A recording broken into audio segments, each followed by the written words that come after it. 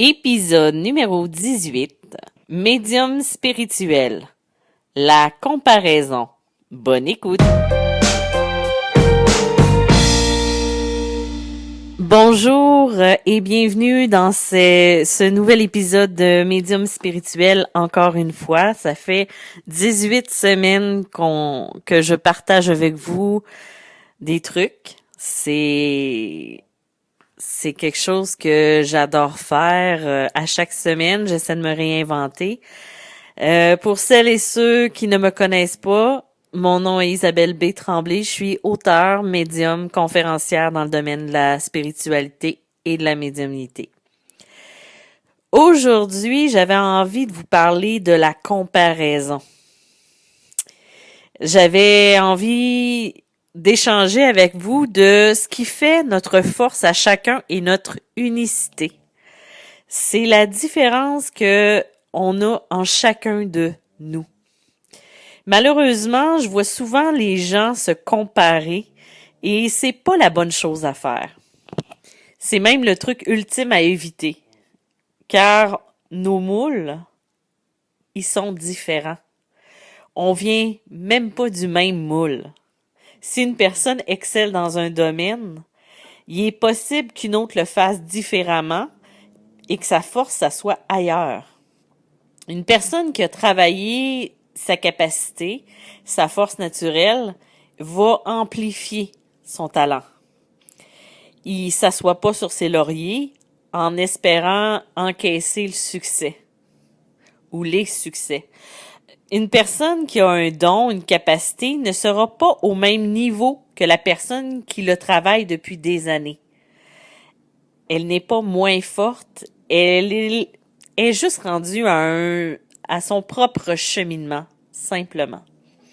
Il faut pas se diminuer ou se comparer, c'est non. On a chacun notre route et nos apprentissages.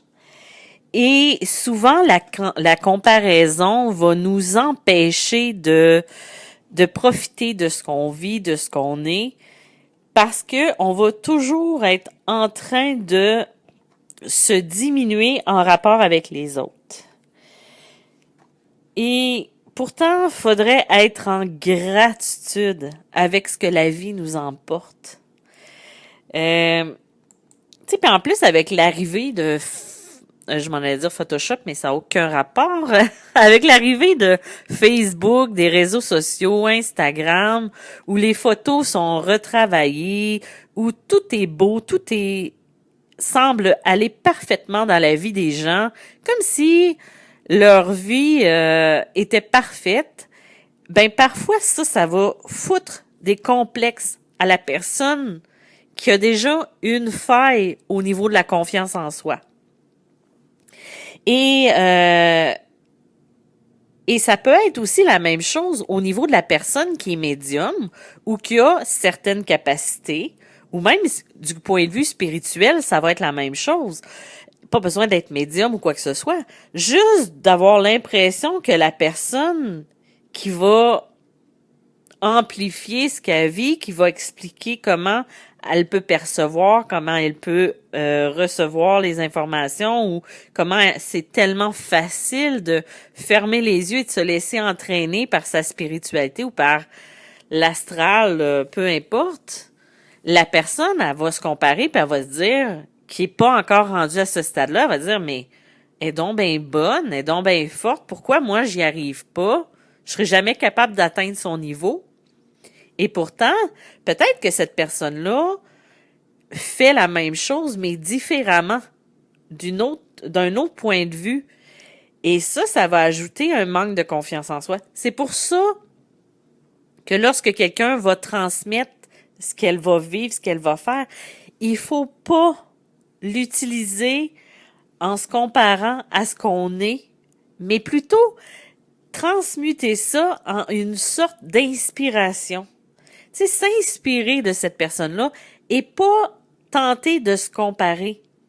Parce que là, c'est sûr qu'on peut passer la nuit à se trouver des défauts, à se dire qu'on n'est pas bon, à dire, mais, hey, elle est capable de percevoir l'énergie, moi, je suis pas capable. Et pourtant, le mot où tout est pas dans la prononciation, mais ça peut être aussi dans la façon de le transmettre qui peut avoir l'air d'être amplifié ou d'être pire.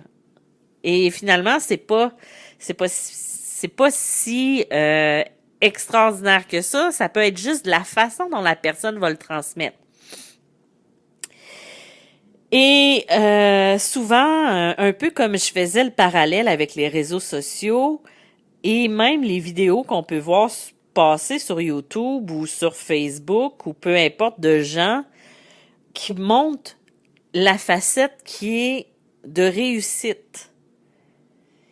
Et souvent, cette comparaison-là, elle va avoir un réflexe sur soi et ça peut avoir des effets nocifs sur notre confiance en soi, sur la bienveillance qu'on peut avoir envers les autres, puis aussi sur la gratitude qu'on a envers la vie, envers ce qu'on vit.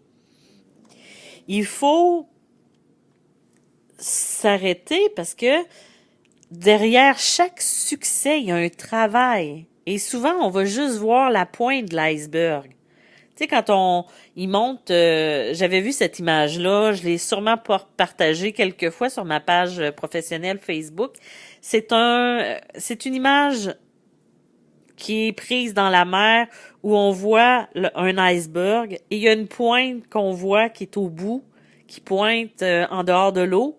Et en dessous, il y a, c'est immense, c'est des mètres et des mètres de glace. Et c'est souvent ce qu'on va voir, c'est la pointe. On verra pas tout ce qu'il y a eu de travail, tout ce qu'il y a eu de trucs à l'intérieur de ça pour pouvoir arriver à ça. Tu sais, des fois, quand j'ai quelqu'un qui me dit « Ah, mais j'arriverai jamais à faire ce que tu fais. Je sais pas comment tu fais. » Mais déjà, en partant, la personne se compare. On n'a pas le même cheminement. On n'est pas rendu à la même étape. Il y a un travail qu'on doit faire chacun de soi. Et ça, je le répète souvent, c'est un cheminement. On doit commencer par la base, commencer par se reconnaître, identifier nos forces, nos faiblesses, identifier sur quoi on a besoin de travailler pour amplifier notre pouvoir. J'ai pas passé de ce que je suis présentement à ce que j'étais hier en une seule journée. J'ai travaillé. Il y a eu un élément déclencheur, il y a eu l'éveil spirituel que j'ai eu, la médium, celle que j'ai expliquée en gros dans le premier épisode. Et ensuite, j'ai fait un travail que j'ai continué pendant des années. J'ai dû me reconnaître, j'ai dû reconnaître ce que j'étais et le voir. Et souvent, ça, les gens ne s'en rendent pas compte sur le coup. Donc là, ça va nous foutre des complexes. Et pourtant, c'est extrêmement important de juste aller à notre rythme. On n'a pas la même vie qu'une autre personne et on ne sait pas ce qu'elle a vécu dans son passé. Tout comme cette personne-là ne sait pas ce qu'on a fait durant les dernières années, par quoi on est passé. Et moi, ce que j'aime à dire, c'est que il y a personne qui est en retard. On va à notre rythme. Souvent, ce qui arrive, c'est qu'on a tendance à vouloir se comparer avec la société. Puis ça, c'est l'histoire du moule. Le moule. On est chacun unique. On vient pas du même moule. Ça ne suffit pas de dire « je veux être comme telle personne ». On peut s'inspirer de ce qu'elle est pour faire notre propre histoire puis de se créer soi-même. On n'est pas obligé de se comparer puis de se diminuer. Et là, où ça devient un problème de se comparer, c'est quand ça atteint la confiance en soi et notre perception. Il y a aussi souvent ce qui va être difficile, c'est que on on va se créer des attentes. On va se dire que on n'est pas, tu sais, que c'est pas, c'est inatteignable, qu'on a beau faire, que ça a l'air tellement facile pour l'autre personne, ça a l'air tellement facile pour l'autre personne d'avancer dans son chemin, tandis que nous, on a l'impression que on fait juste tourner en rond. Puis c'est pas vrai. C'est juste pas vrai. On a on ne doit pas perdre de vue notre objectif et avancer une étape à la fois. Tu sais, on peut se créer des défis, on peut se créer, tu sais, par exemple, moi j'aime beaucoup regarder et suivre des gens qui sont inspirants. Et quand je vois que ça a envie de jouer au niveau de ma confiance en soi, puis me dire, ben pourquoi elle, ça fonctionne et moi, ça fonctionne pas, ben j'essaie de prendre la distance. Parce que il y a peut-être quelque chose que j'ai à travailler, que j'ai besoin de comprendre, ou que faut que je prenne les devants. C'est pas en détestant l'autre personne, en l'enviant ou en voulant être elle que je vais régler le problème. C'est le contraire. Ce que j'ai remarqué beaucoup durant les années depuis que je suis dans ce domaine-ci, c'est qu'il y a certaines personnes qui sont pas capables d'être originales. Ils vont toujours imiter les autres ou ils vont prendre les idées des autres, les mettre à leur sauce, puis ils seront pas uniques. C'est la même chose pour les personnes qui vont se former des groupes et qui seront pas capables de faire des choses par eux-mêmes. Tu sais, c'est bien d'être entouré, de s'encourager, mais il faut pas oublier qu'on est chacun différent. Puis encore là, c'est comme si on se permettait d'être dans le même moule que ces personnes-là et on oublie notre façon de penser, notre façon de réagir et aussi de percevoir les choses parce qu'on devient influencé par ce que les autres perçoivent. Tu sais, quand quelqu'un te dit ce que tu es et que ça résonne pas en toi, c'est parce qu'il faut que tu écoutes ce qui est en toi, pas ce que la personne te dit. Ça m'est arrivé à mes débuts que certaines personnes, parce que j'étais différente, je suis différente et j'ai certaines capacités que je pouvais faire les tous en même temps. Tu sais, puis souvent, ils me disaient ah, mais tu peux pas, faut que tu choisisses une chose, puis tu peux pas être toute.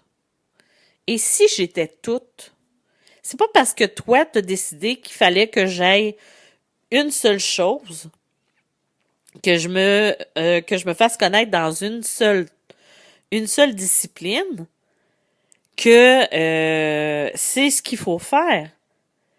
Peut-être que ça fonctionne pour toi, mais peut-être que moi, je le ressens pas.